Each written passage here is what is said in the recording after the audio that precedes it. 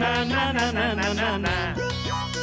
আরে গুল গুল গুল গুলটে গুলটে উল্টে গুলে দেয় দুনিয়া উল্টে উল্টে পাল্টে দিন কাটে তার গলদপুরে রগবাজি গুলবাজিতে কি কাণ্ড!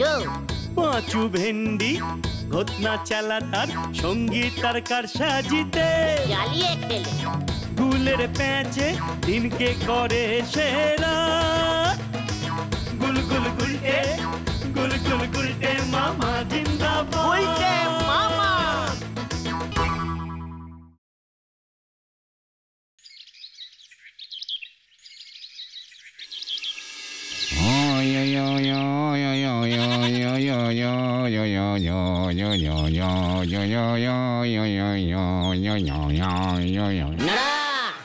কড়া করে এক কাপ।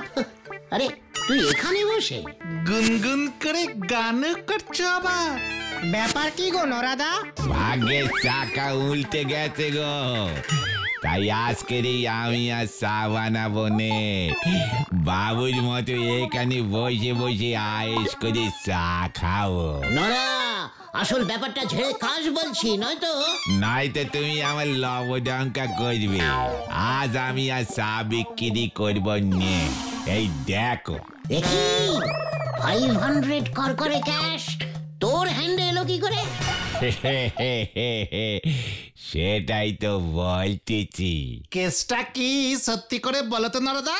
ওই যে নামজাদা শিল্পী শেতল বাবু আছে না, উনি আমাদের বকশিস দিয়েছে।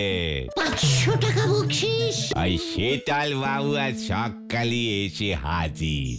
এই নে নরা, ধর 500 টাকা তোর বকশিস। ওরে বাবা, এই 500 টাকা বকশিস! শিল্পীর মন দেখতেছি কাদাচ্ছে নরম হয়। ওরে নরা, মন নরম না রে, ওরে আমার নরা দম। পকেটটা খানিক হঠাৎ গরম হয়ে উঠে আছে। আমার একখানা ছবি 5000 টাকা, বুঝলি? 5000 টাকায় হঠাৎ বিক্রি হইয়া গেল। জানি না কি বুঝিয়া কি ছবি কিনিয়া লইল ওই ভদ্রলোক। শহর থেকে, বুঝলি, শহর থেকে আমার ছবি দেখিতে আসিয়াছিল। 5000 টাকার একখান ছবি? বাপরি বাপ, আমার এক কাপ চা 2 চামচ চিনি দে করলি পরেও 5 টাকা কেউ দিতে চায় নে। কি যে বলিস, তোর ওই শীতল চা খেয়েই তো এই ছবিখানা আঁকিয়াছিলাম, তাই এই বকশিস। বাবু আপনি বসেন, আপনি ফ্রিতে এক কাপ গরম চা খেয়ে যান, কোনো পয়সা লাগবে না। এই ওই শীতল বাবুর ছবি 5000 টাকায় বিক্রি হয়েছে? এই তো সেদিন ঘোতনদের পাশের বাড়িতে ভাড়া এলো আর এসেই 5000 টাকা। চল আমার সঙ্গে। 500 টাকা বকশিসের কি তেজ হচ্ছে বাবজি!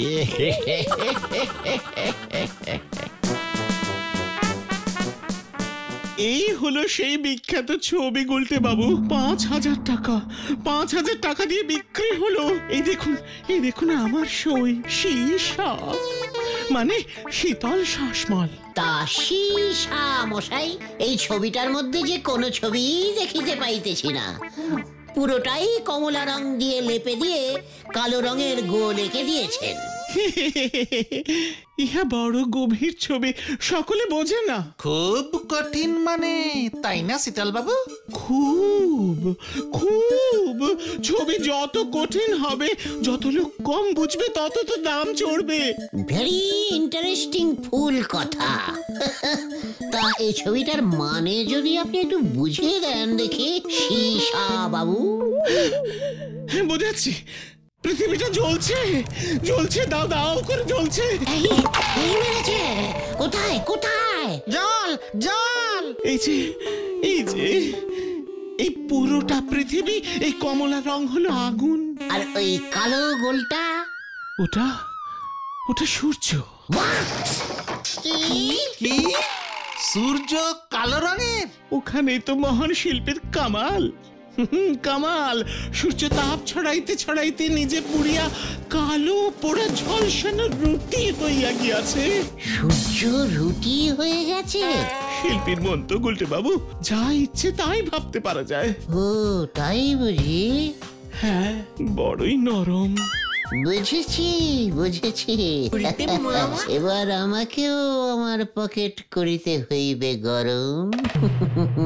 চল রে বলদের দল, চল। আচ্ছা গুলটে মামা, ছবি আঁকছে ওই শীতল বাবু, তোমার পকেট গরম হবে কেমন করে? যেভাবে ওই সীসা মানে শীতল বাবুর পকেট ভর্তি হয়েছে। সে তো ছবি আঁকে, তুমিও কি ছবি আঁকতে পারো নাকি গুলটে মামা? ওরে, মন যাদের নরম হয় তারাই ছবি আঁকতে পারে। তোদের লিডারকে তোরা এখনো চিনলি না রে। মানেটা কি? মানে ইজ ভেরি ইজিক্যালি সোজা। আমিও ছবি আঁকবো বুঝলি, ভেরি কঠিন কঠিন ছবি। ছবি যত কঠিন দাম তত বেশি। শুনলি না শীতল বাবু কি বললো? তা বলে তুমি ছবি আঁকবে? আমাকে চ্যালেঞ্জিং করবি না ভেন্ডি, দেখবি আমি পারি কিনা ছবি আঁকতে, দেখবি?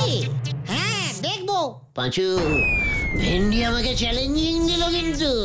তুমিও দেখিয়ে দাও গুলটে মামা। ঠিক আছে, চল তাহলে ঠেকে আজকেই দেখিতে পাইবি তোদের গুলটে মামা কত বড় শিল্পী।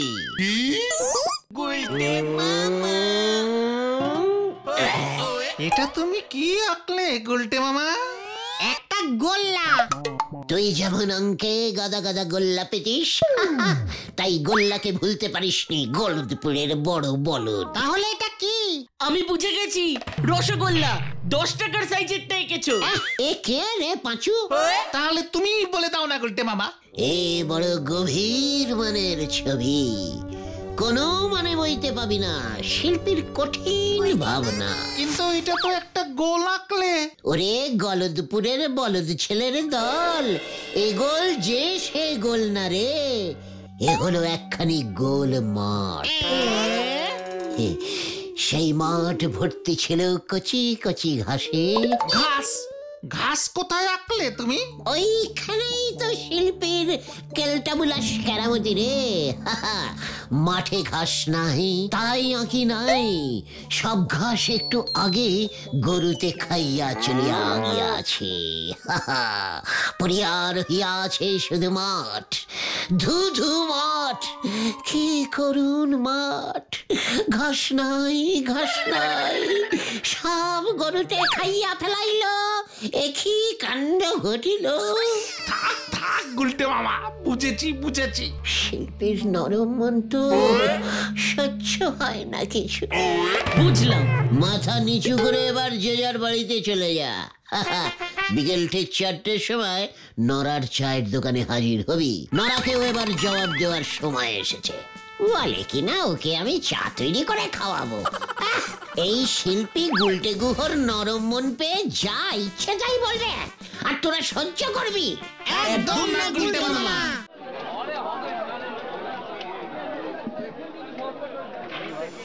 ওরে বাপ রে বাপ, আমি তো একদিনে বুঝতেও পারিনি যে আমাদের গুলটে বাবু এত বড় গোল্লা শিল্পী। আপনি দেখলে কিন্তু বোঝা যায় না গো। দেখেছিস তো, একখানা গোল্লা এঁকেছি, তাতেই নড়া আমাকে কেমন আপনি আগে করছে। ওরে নড়া, গোল্লাই যে সব, সূর্য, চাঁদ, 1 টাকার কয়েন, ডোবা, পুকুর, দিঘি, রসগোল্লা, সবাই যে গোল রে। ওরে বাপ রে বাপ, একটা গোল্লার মধ্যে যে এত কিছু নৌকোয় ছিল সেটা কখনো ভেবে দেখিনি গো। এবার দেখলি তো, তোর ওই শীতল বাবু না আমার কাছে নস্যি নস্যি। একখানা ছবি বিক্রি করেই 500 টাকা বকশিস। তাও তো উনি দিয়েছেন, আপনি তো ওই গোল্লাই একে বিনি পয়সায় 2 কাপ চা খেয়ে নিলেন। ইয়ে, আমি মানে চিন্তা করিস না নরা, এই তো সবে শুরু হলো আমার শিল্পী জীবন। আমার ছবি দেখবি 50,000 টাকা পর্যন্ত দর উঠবে। সে তো উঠে গেছে। মানে কি বলতে চাইছিস তুই নরা? শীতল বাবু বলে গেলে নদীর ধারে গোবিন্দ বাবু ঘোড়ার উপর বসে পোজ দেবেন। ঘোড়ার পর শীতল বাবু ঘোড়া আনবে? হ্যাঁ, শীতল বাবু ওনারে দেখি দেখি ওনার ডিরেক্ট ছবি আঁকবেন। গোবিন্দ বাবুর ওই ছবি পছন্দ হলে নাকি 50,000 টাকা দিতে পিছপা হবেন না। এ আপনি রে বলে দিল। হোয়াট? ঝোলা গোবিন্দ, ইয়ে মানে গোবিন্দ গুছাইতে ছবি আঁকবে ওই শীতল শাসমল, তাও আবার ওকে দেখে দেখে? সন্ন্যারা, শীতল বাবু দেখে দেখে ছবি আঁকে আর আমি আঁকবো না দেখে। তখন দেখা যাবে কার ছবির জোর কত বেশি আর কে কত টাকা পায়। চল তোরা, নরা আমাকে নাড়িয়ে দিয়েছিস আর আমাকে কেউ ধরে রাখতে পারবে না। এখন আমাদের অনেক কাজ করতে হবে। চলে আয় তোরা।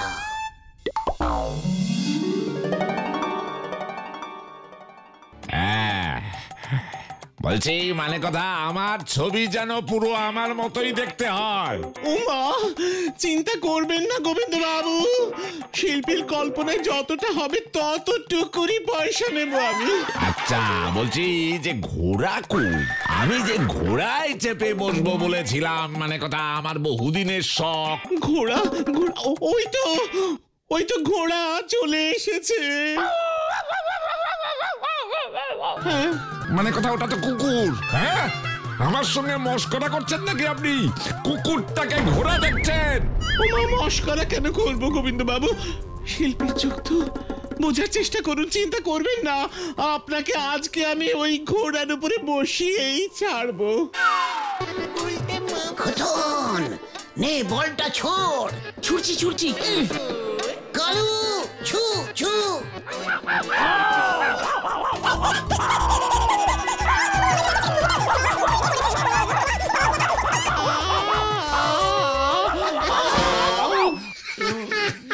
ওরে হতচ্ছাড়া শীতল, তোর মাথায় মানে কথা এবার আমি তোর ছবি ভাঙবো।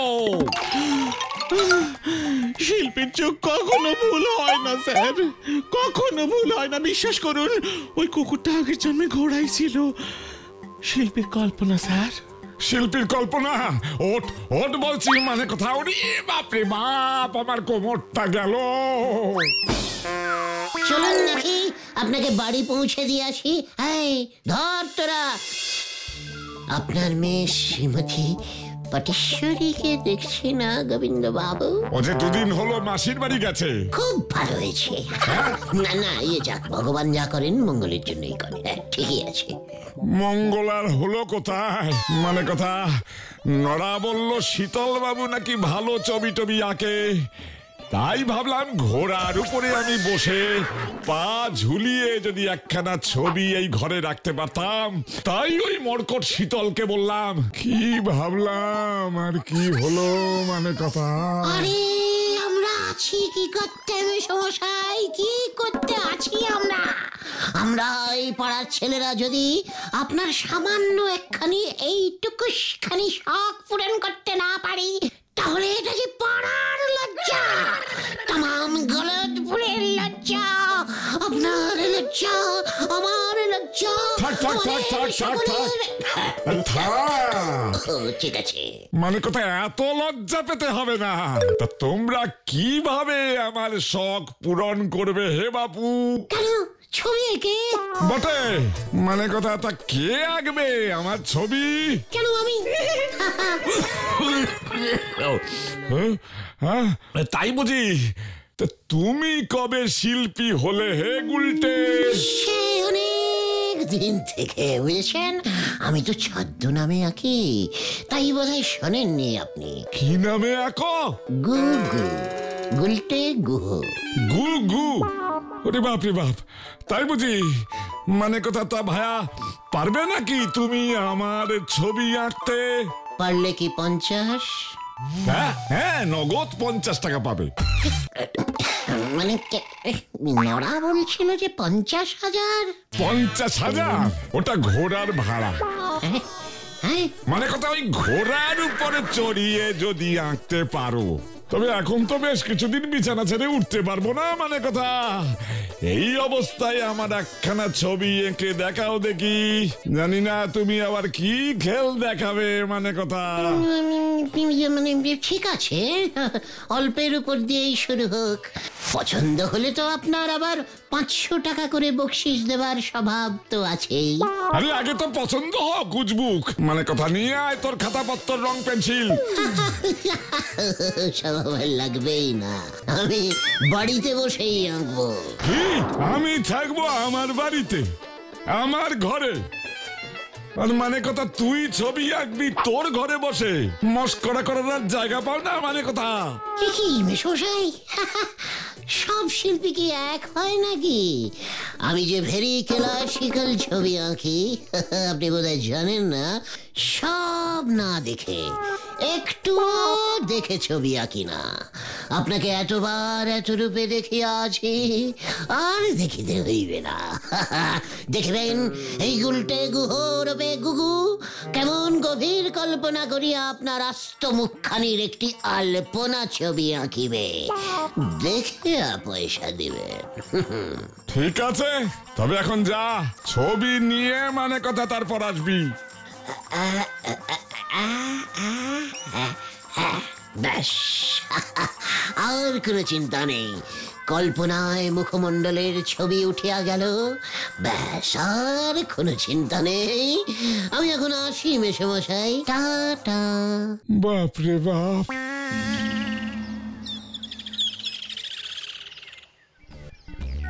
এটা তুমি কি করলে গুলটে মামা?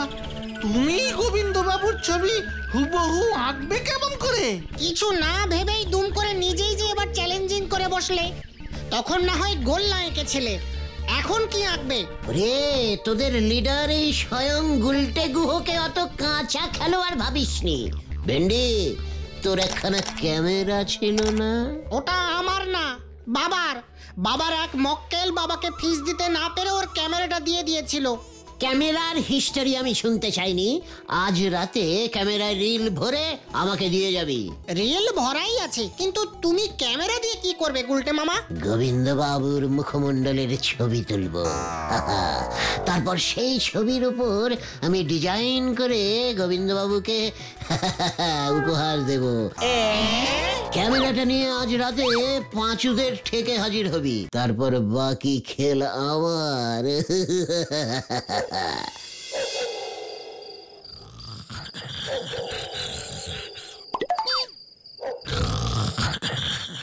নাক ডাকছে না বাঘ ডাকছে? বাবা এনে ভেন্ডি, ছবি তোল, ছবি তোল। গোবিন্দ বাবু তো ঘুমোচ্ছে। এই পোজেই ছবি চাই আমার। তোল তোল। হয়েছে, ঠিক আছে, চল এবার পালা। মামা,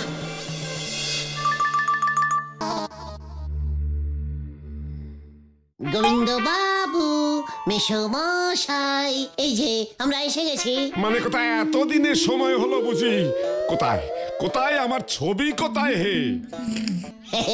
আপনার ছবি বলে কথা, এত লাইটলি ভাবে দেখানো যায় নাকি? মানে কথা ডিপলি ভাবে কিভাবে দেখাবে তাহলে?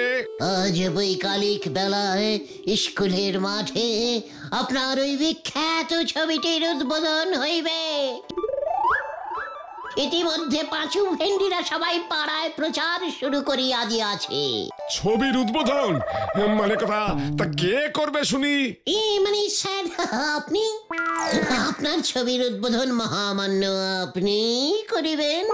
পুরো গলদপুর দেখিবে এই শিল্পী গুলটে কি অসামান্য ছবি আঁকিয়াছে।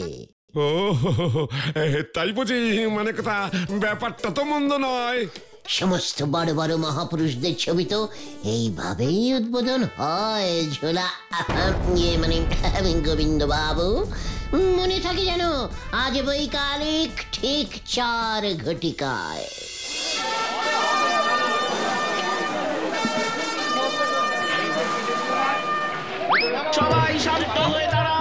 উত্তেজিত হইবেন না।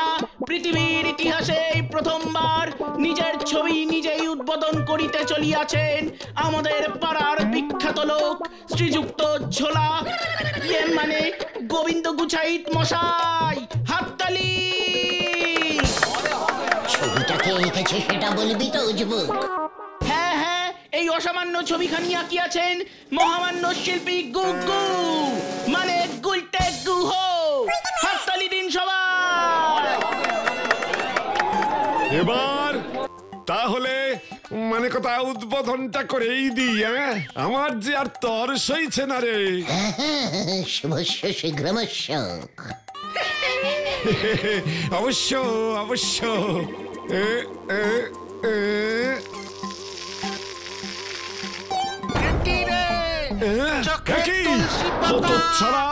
মানে কথা তুই আমার এই ছবি নিয়ে এসেছিস, আমার 2 চোখে তুলসী পাতা দিয়েছিস।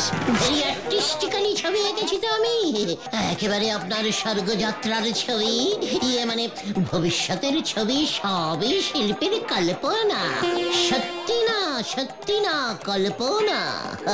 আপনি তো বললেন এখন শুয়ে শুয়েই ছবি আঁকাবেন, ভাবলুম যদি শুয়ে শুয়েই আপনাকে ওপরে। তাই বুঝি? তবে এই যে আপনারাও কেউ ওকে ছাড়বেন না বলে দিলাম। এত বড় সাহস, মানে কথা আমার চোখে তুলসী পাতা দেয়। পাঁচু পালা। ধর ধর ওইটাকে ধর, মানে কথা দাঁড়া তুই। এই ছবি তোর মাথায় ভাঙবো আমি, মানে কথা। মরেছে।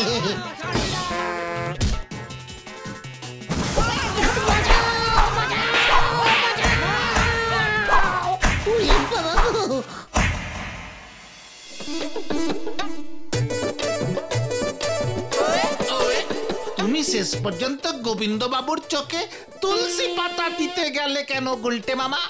তা না হলে তো এতটা খচত না।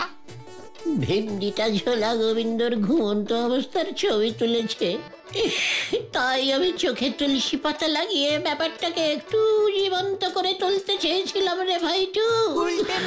সবই শিল্পীর কল্পনা রে, সবাই বোঝে না। ভেরি ডিপ মিনিং তো। ঠিকই বলেছ, গোবিন্দবাবু তোমার কল্পনাটা ধরতেই পারেননি। কিন্তু শিল্পী হওয়ার পেঁচটা কেমন কষেছিল বল। নেহাত গোবিন্দবাবু ছবিটা আর এত গভীর মানেটা ধরতে পারলো না, নয়তো কড় করে 500 টাকা তোদের কপালেই নাচছিল রে।